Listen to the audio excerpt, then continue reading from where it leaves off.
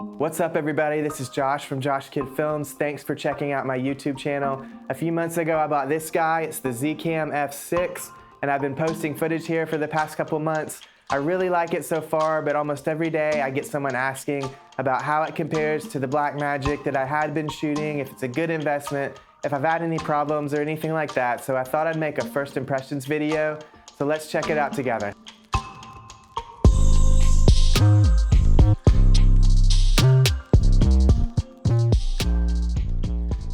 Throughout shooting this camera over the past couple months, I made a note in my phone. So I have all these things that I've written down, things I like about it, things that I don't like about it, and I'm just gonna kind of give it to you guys like I have it. There'll be lots of cuts in this because I'm gonna just take one item at a time, and we'll go through it one by one. Here's the first thing.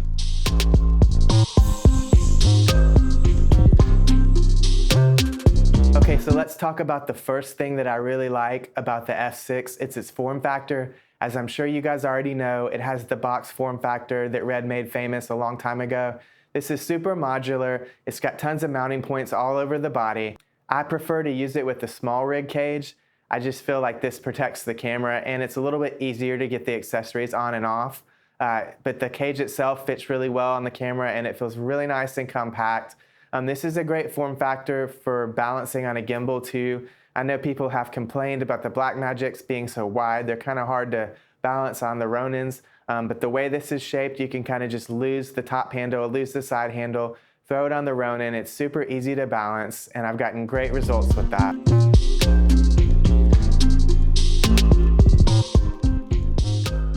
The second thing I really like about this camera is the full frame sensor. That was a huge thing for me. When I started shooting years and years ago, I shot on the Canon Mark II. That was a big deal at the time. In general, when I shoot this camera, there's just something about the full frame sensor and the full frame look. I feel like it has a ton of depth, and I really love the way that it renders traditional film lenses. I use a lot of vintage film lenses, and they were originally created for a 35mm format, which is very close to the size of this sensor. So there's just a really pleasing rendering of subjects on these lenses when I use them with this camera. You can see it in my comparison. I almost look like I'm 15 pounds skinnier on the footage of the F6 when you compare it to the Super 35. I think what I've kind of taken away from this is that cameras are meant to be used with lenses that are designed for their sensor size. And this isn't a hard and fast rule. I know there's a lot of guys that use the Metabones adapters and they'll put standard 35mm lenses on that. But I think when you compare them and look at them side by side, you see a much more pleasing result using a lens that was created for that sensor.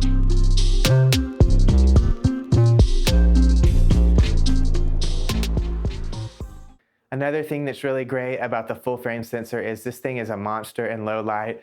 The noise floor itself is super low, and then the sensor just lets in so much light that you're able to shoot at higher ISOs, you get cleaner images, and when you shoot at 6K and then you use it in a 4K timeline, you're effectively reducing the size of the noise pixels, so it's even better and even less noticeable when you're exporting 4K.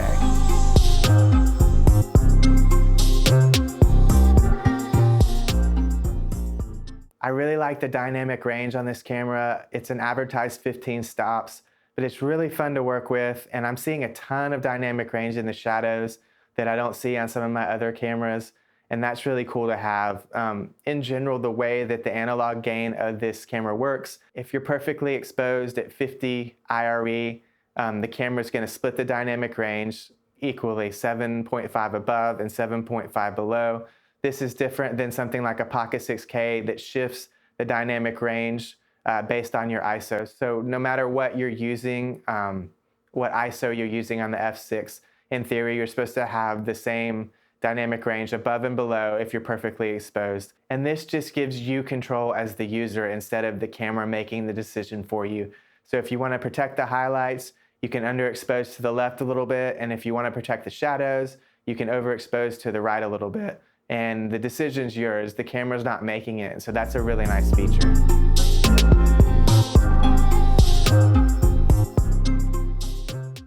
Another thing I really like about this camera is just the options of codecs. There's so many things to shoot in on this camera. You can do ProRes, 422, high quality LT.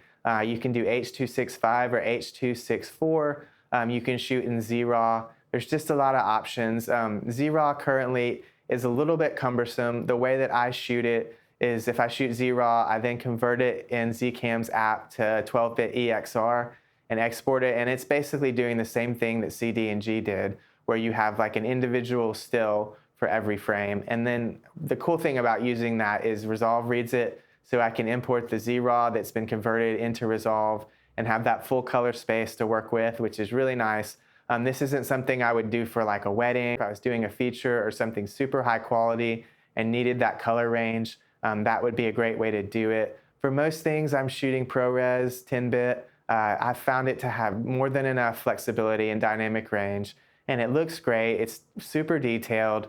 I've also used the H.265 a good bit, and that does really well too. I've never really run into an issue where I'm breaking the codec or running into issues with color. I have noticed it doesn't key as cleanly as the 12-bit, but that's to be expected, and you can still get great results in Resolve using something like a hue versus hue adjustment or a hue versus saturation adjustment. I will say that H.265 is a little bit more taxing on the computer. It's a little bit harder to edit on my MacBook Pro.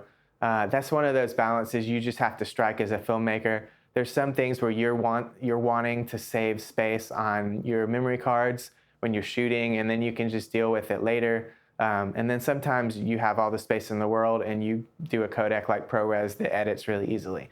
That's just a decision you have to make. In general, the F6 and all Zcam cameras have a ton more options when it comes to frame rates. I'll post a chart that shows all the different frame rates and options across all the resolutions, but this camera has 4K 120, which is super cool. It's in the H.265, so it's a little chunky in the editing, but the image itself looks really great. It's a 420 10-bit color, and I've really enjoyed the stuff that I've shot on it. I haven't had any weird like aliasing or anything weird like that. It just looks great, and the 4K 120 is beautiful. If you're used to working in 4K timelines and exporting higher resolution renders, this is a great option. I'll also say that you have a ton more options when it comes to shooting anamorphic on the F6 and most Zcam models. They have a 6.5 mode and a 4.3 mode, both in 5K. If you've ever shot anamorphic on the Pocket, you have the crop mode. It crops to 3.7K, basically cropping in significantly. And I never liked shooting in that. When I was shooting anamorphic on the 6K, I always just used a 5.7K image and stretched it across and just cropped the sides. But you don't really have to do that on the F6, so you just have more options. You can also de-squeeze any stretch ratio in camera that you want to, which is awesome. So if you're using a lot of different anamorphic lenses that have different stretch ratios, you can do all the de-squeezing in camera, which is something that the Pocket 6K can't do, and just locks you to de-squeezing when you're in the 3.7K mode.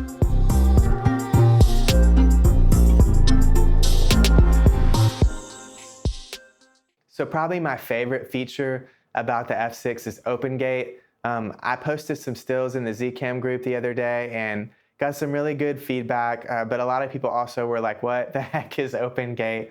And so basically OpenGate, the actual size of this sensor on the F6 isn't a 16:9 sensor. It's more of like a square shape, and I want to say it's 60/64 by 40/40. I might be a little bit off on that.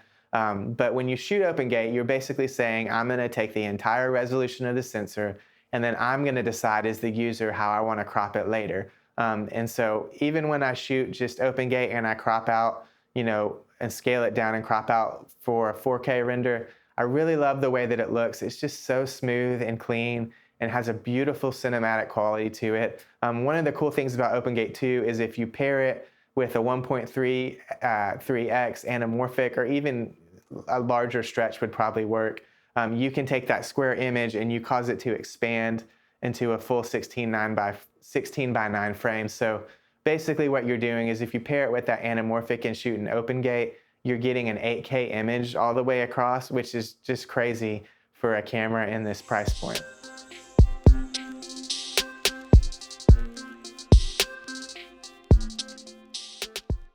I touched on this a little bit earlier, but I love the design of the body on the F6 and all the flagship models.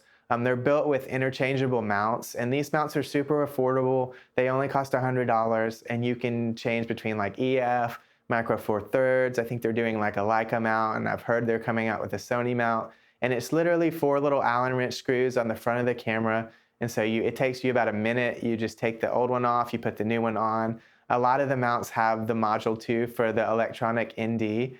So you have, especially on the F6 with the full frame sensor, you just have unlimited options on what lenses you want to use. If you want to rent a PL, or if you want to buy a PL mount and rent PL mount lenses for like a feature or something like that, it's super easy to do. If you want to put a Micro Four Thirds mount on it and use something like a Canon FD lens through a dummy mount, that's super easy to do. You just have so many options. And this is something that just stands out against other cameras in this price range because no other cameras do that. I mean, if you buy a Pocket 6K, you're locked into an EF mount, which is super limiting. And so you just have tons of options, and that is one of the best features of this camera.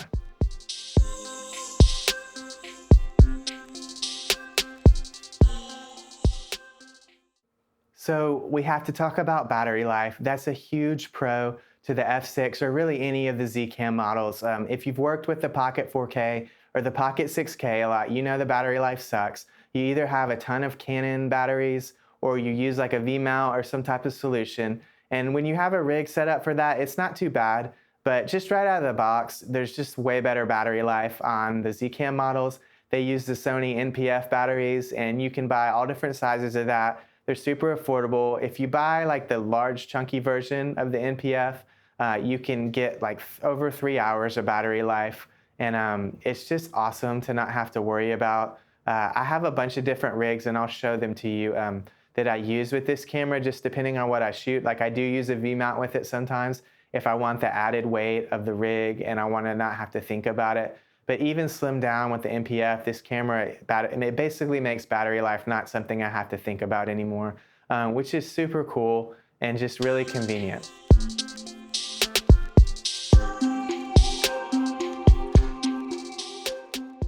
So I want to talk a little bit about the connectivity of the camera. I see this as a huge, just awesome thing that's different than a lot of the cameras in this price range.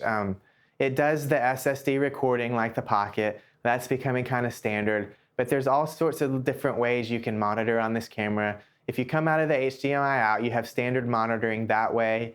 You can also connect the USB-C to your iPhone and have like an instant connection through the Zcam app, but it also works over Wi-Fi, which is super cool. So if you're using like an autofocus lens, especially for something like this where you're filming like a YouTube or an interview, you basically can pull up the Zcam app over Wi-Fi, do a touch to focus, it'll focus on you, and it does a pretty good job doing that. And it's been pretty accurate for me. And you can also adjust all your settings without even leaving the chair. So that's super cool. That's just something that a lot of cameras in this price range don't have. And I use that feature all the time to adjust things when I'm doing like an interview setup. It also has an Ethernet port that opens up a whole list of like networking capabilities that I haven't even jumped into. I've been really happy with the performance of the app over Wi-Fi. I don't really use it to do like actual shooting monitoring because I always have my monitor attached. But just for like making adjustments like I was talking about, it does a great job. And for somebody who, I used the Pocket 6K the other day trying to do a comparison, and I was focusing myself because it was late at night, all my family was asleep, and probably no one wanted to help me out anyway. And I kept having to get up and adjust the focus on the Pocket and try to make sure that it was correct. Now, it would have been a lot easier to run like a long HDMI cable and hold a monitor, and then maybe try to adjust like focus through a Bluetooth app. But I didn't have any of that stuff, so I was just adjusting it manually, and it took me about 10 times per test to get the right focus. And having something like the Zcam app that's so easy to focus on is just awesome in comparison.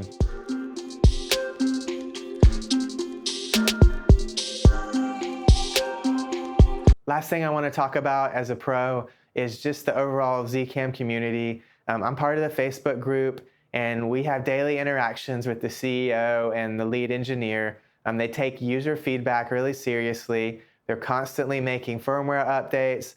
The service, from what I've seen from people that had to send in units for issues, has been really good, and there's just a lot of accountability when you have people that are interacting with your client base every day, because sometimes things do get a little off and people will say, well, why is it like this? And they're like, oh, you're right, that's something we need to fix, and then they fix it in the next firmware update.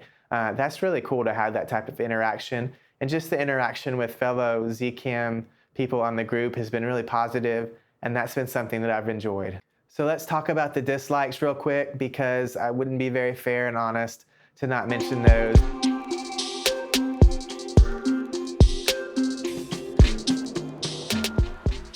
We've talked a little bit about Zraw and about how you have to convert it to use it. That is not fun. It is cumbersome. It takes a lot of computer power to do that, and it takes a while to do that. So even though I really love the way that Zraw looks, and I think it's detailed like Cinema DNG, and just think it's great, the process to get it to resolve to where I can work on it isn't great. So that's not a plus, but it's something I'm willing to work with just because of the end result. I really like it. I use a conversion to EXR, which is a 12-bit codec. I think I mentioned that, and that does show up in Resolve, so it's great once you get it done, but it takes a ton of hard drive space, and it's just not the same as like B-RAW. If you've used a lot of B-RAW, the file sizes are so small, and it's really easy on the computer. So that definitely is an advantage if you're shooting a lot of RAW, just the ease of use. But I think that's where you have to just balance image versus usability, because I do prefer the Zraw image over the B-RAW. It's probably worth noting that Zcam has already done an update to support ProRes RAW, and we're just waiting on Atomos to do their side of the update, which should be happening probably by the time you're watching this video. ProRes RAW is pretty cool. From what I've seen from it, it looks great. Current disadvantage is it's limited to use in Final Cut. I don't use Final Cut and don't have any desire to, but I do hear that it's coming out soon for Premiere, and I'm just hoping that eventually Resolve will support it as well, because that would make the RAW workflow a lot easier on this camera.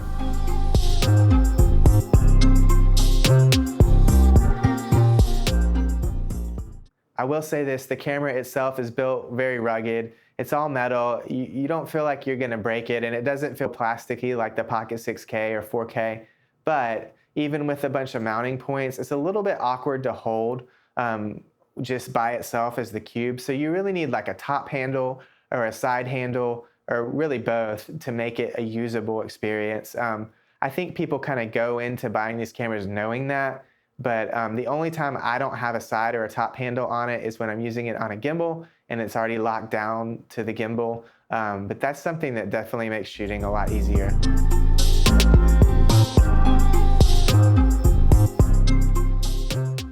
Okay, the third thing I don't like is using the in-camera LUT when you're sending out an HDMI. So you've got your HDMI connected to your monitor, and you go into the assist tools on the Zcam, and you enable like a Rec 709 LUT. That looks terrible. It's just awful. The signal that's being sent is an 8-bit signal, and you just see a ton of banding and just weird color nuances that shouldn't be there. Now, that's not something that records to your actual file or that is in your image. It's just a viewing thing. But what Zcam recommends is to get a monitor that supports in-monitor LUTs and to load the LUT in the monitor that way. My current monitor doesn't have that feature, which is a downside, so I've just kind of been living with it. When I go to a better monitor, I will absolutely just load the LUT into the monitor.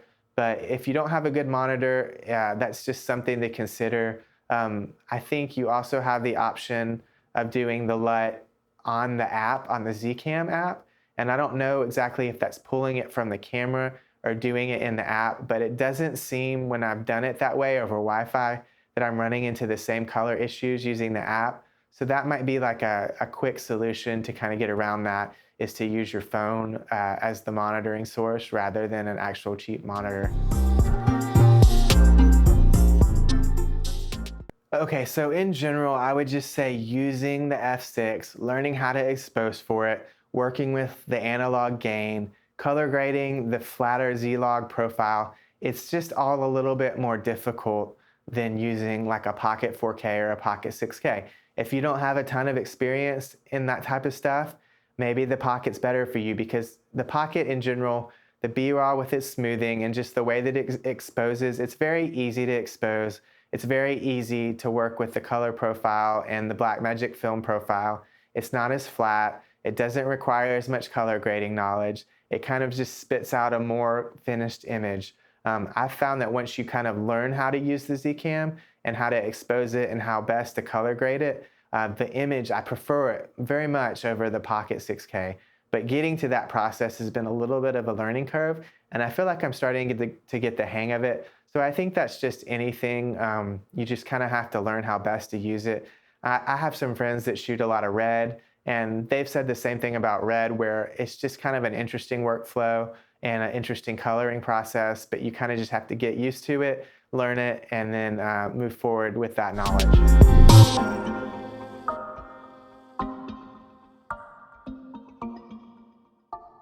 The last thing I'm gonna say on a dislike, I think just changing settings, just the stock way that these cameras are set up, is a little bit counterintuitive. It's just like a little plastic button that you press, and the buttons are responsive and they work fine. It's just not in a place where I would normally like put my hand to adjust it like it is on the Pocket. On the Pocket, you know, you have the buttons right there by the grip. You can use your finger to adjust them, and that works really well. The Zcam, the way it's laid out, it's just a little bit harder to adjust. And so that's a little bit of a downside. I think the solution that just would make it super easy is using one of the type of handles you can buy that interface with the camera, that you can put your settings on the settings wheels and just adjust it with the side handle. That's a lot easier, and it would probably streamline the process than having to do it on the actual camera body. And I also know that some of the better monitors, like the Portkeys and soon the Atomos, will support changing camera settings directly on the monitor. I think that's going to be a little bit easier as well. But for now, I think that having some type of solution is going to streamline the process. And if you need to change your settings super quickly, you should definitely look at one of the side handles that adjusts the settings, or maybe a monitor where you can have camera control in the monitor. So those are the basic things that I wanted to talk about today that I've noticed after shooting for a month or so. I really love the F6. I had the opportunity to send it back. I had a 30-day window, and it was absolutely no question for me whether I wanted to keep it. I definitely wanted to keep it. I think the images that I've been getting out of the F6 are some of my favorite images I've ever shot, especially in the open gate mode. I just think it's so beautiful. And I just love it. So I've really been happy with it. I've been happy with Zcam as a company. I've had no issues whatsoever with any type of restarts or reliability things. It's worked perfectly out of the box for me, and time will tell, you know, if that continues. But I know that the Zcam team's going to be great if I do run into any issues. I don't know if any of you guys are Office fans. I'm an Office fanatic. And I watch it almost every night. I've probably been through the series 20 times. But in season 3, Jim, he just went to Stanford because Pam broke his heart, and he starts dating Karen, and then comes back, and it's this whole arc in that season. Eventually, he chooses Pam, and you start to realize that like Karen didn't do anything wrong, but he just liked Pam better, and that's kind of how I feel with Zcam versus Blackmagic. The Blackmagic cameras are beautiful. They shoot really well. I'm confident in what I can get on them. But at the end of the day, all the features on the Zcam, plus the image quality of the full frame sensor, I just like it better. And it's been what I've been grabbing pretty much 100% of the time. So much so that my third camera that I'm gonna get is gonna be an S6, and I'm gonna pair it with the F6. And time will tell whether I even keep the Pocket 6K or replace it with something else. Right now, I like having it and shooting it, but the Zcams are definitely my first choice, which is weird to say because that's not something that I necessarily expected to happen, but it is what it is, and that's where I'm at. So hope this video was helpful for you if you are looking at any Zcam cameras or wanted to know more about this one. And hopefully you'll like and subscribe to my channel because I've been posting a lot of tests on these cameras, and I'll have tests on the S6 as well too, comparing that against the F6. I know that's a decision a lot of people want to make, and hopefully it'll be helpful. So you guys have a great day, stay safe, and we'll see you next time.